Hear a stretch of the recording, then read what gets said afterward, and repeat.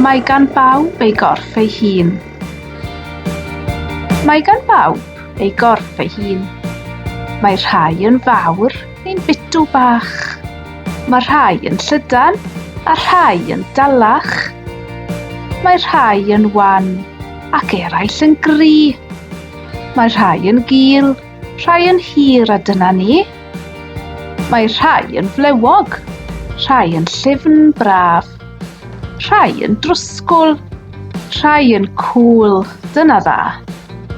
Mae rhai yn feddal a rhai yn arw.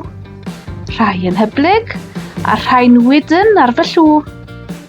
Mae rhai yn hen, mae rhai newydd i'w cael, ac mae ein cyrff bob lliw dan haul. Mae pawb yn wahanol ac mae hynny'n sbri.